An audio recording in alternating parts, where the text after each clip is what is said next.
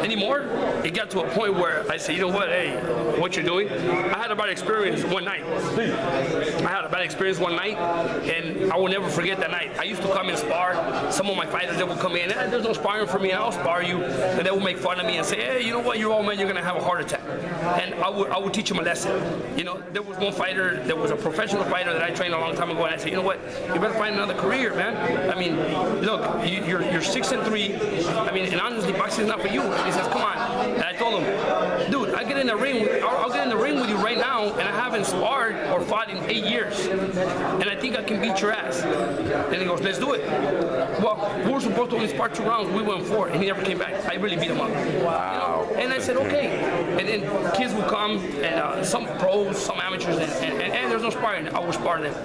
But this is the very last time I sparred. I learned my lesson, and I'm going to tell you, I was training Vicente Escobedo at the time. Rolando Arellano was his manager. I know Vicente. And then one day I had a flat tire. And that was right after the Devin Alexander fight with Tim Riley. We were in Detroit for a whole week. I come back to the gym, and then I'm sitting right there, and I see a group of people come in to the gym. And usually the guy that came in with him is an MMA trainer that I know him. He's my neighbor. So I see every time they bring MMA fighters to the gym, you know, I put them to spar, or if not, I'll spar them. Yeah. And you know, it's easy work. But that day, I saw the MMA coach come in with some fighters, and then I saw an older man saying, I need some sparring. And I was in a bad mood that day. So I said, who do you want to spar? He says, my boy. I go, I'll spar him. How many rounds? He goes, 6 rounds. I tell Antonio, come here, put the gloves on me. I'm gonna spar that guy. I'm gonna beat his ass right now. So then Antonio gets the gloves on me, and I get in the ring, bell rings, I get in there, and as soon as I got that jab, boom, on my head, okay, something's gonna go wrong here. And sure did.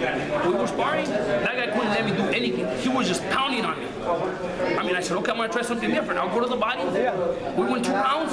I did my best. After the second round, I told him, hey, that's it. I said, I'm a coach, man, I'm out. He goes, come on, one round. Who was that guy? So then, I know people were there, and the coach, that guy beat you up. Went 2 rounds. So then the next day, I'm at the tire shop, and then Rolando Arellano calls me, and he goes, hey, how's Vicente doing? I go, good. And then Antonio tells me, hey, I think Rolando signed that kid that you sparred, really? So then I told Rolando, yesterday your MMA kid came to the gym, and I sparred him. He goes, what MMA kid? That kid you signed an MMA boy? No. He goes, no. He goes, don't tell me you sparred Marco Antonio Periban. I go, is that the guy? Yeah.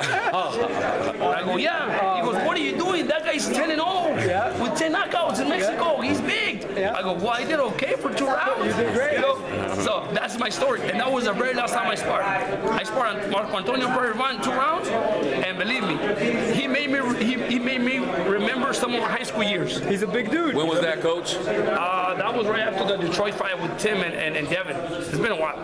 So that was my last time I sparred. So there you have it. You're finishing up